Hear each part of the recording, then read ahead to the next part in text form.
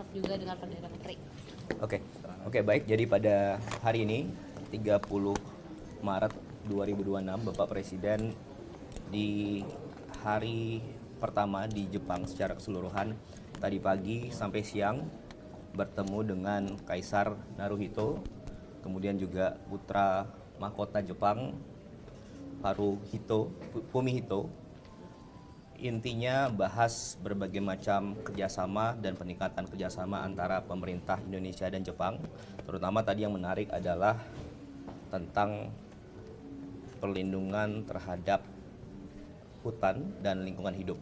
Itu tadi beliau berdua bertemu kurang lebih 45 menit, kemudian dilanjutkan dengan makan siang. Jadi total keseluruhan hampir 2 jam lebih di Kekaisaran Jepang. Itu yang pertama.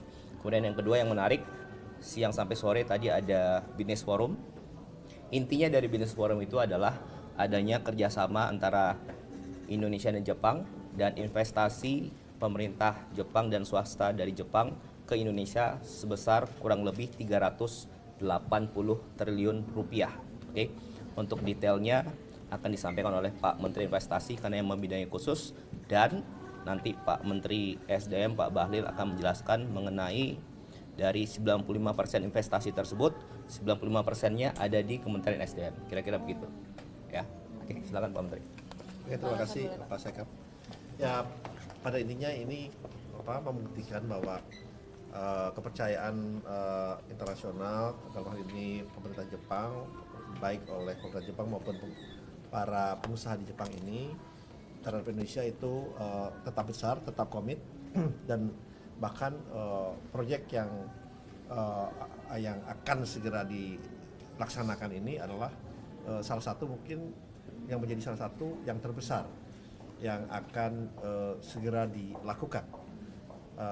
Memang tadi disampaikan oleh Pak Sekap, ini kurang lebih in US dollar terms is about 23,3 billion US dollar. Nanti detailnya yang proyek yang dengan impact itu nanti akan Pak Bahlil lebih sampaikan, karena memang mayoritasnya ada di proyek dengan impact dengan Pertamina. Itu nilainya kurang lebih 20,9 miliar dolar ya. Kemudian ada penandatanganan juga dengan SMBC Aviation Leasing dengan Danantara itu untuk investasi kurang lebih 800 juta dolar.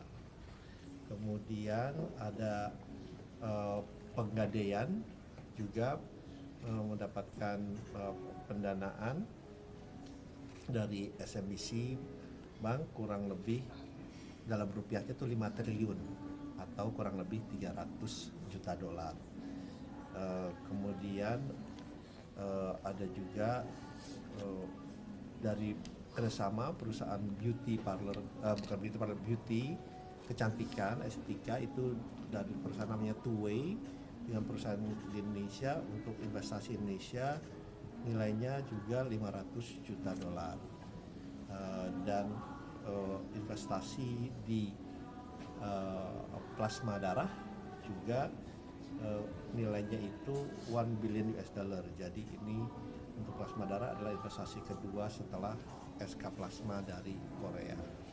Nah, itu kurang lebih investasi yang masuk, dan sebenarnya masih ada beberapa lagi investasi yang masuk, diantaranya adalah geothermal antara PT Supramu juga dengan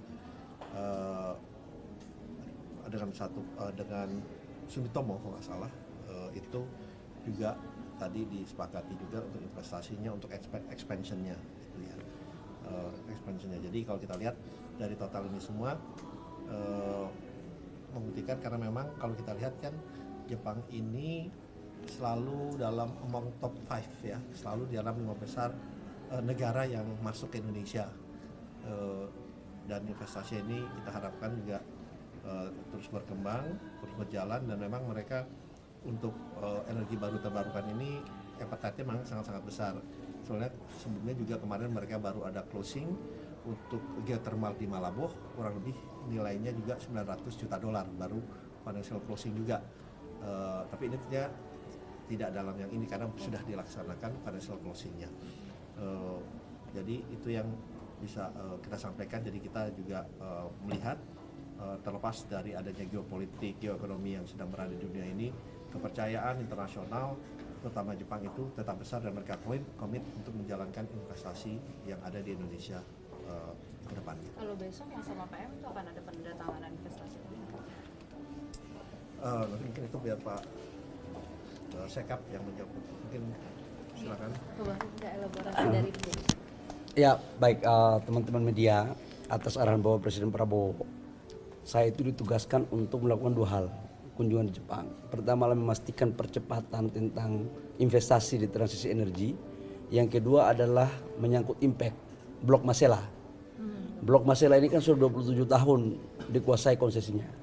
Dan kita masih ingat 5-10 tahun lalu perdebatannya adalah antara di laut atau di darat. Atas arahan Bapak Presiden di tahun 2025 kami melakukan pertemuan insentif intens dan alhamdulillah sudah selesai. Total proyeknya 20,9 miliar US dollar karena dia tambah CCS 1 miliar, di POD-nya itu 20 miliar. Tetapi dengan perkembangan geopolitik yang seperti ini kemungkinan besar akan nambah. Jadi total investasi kita kurang lebih sekitar 300 triliun lebih.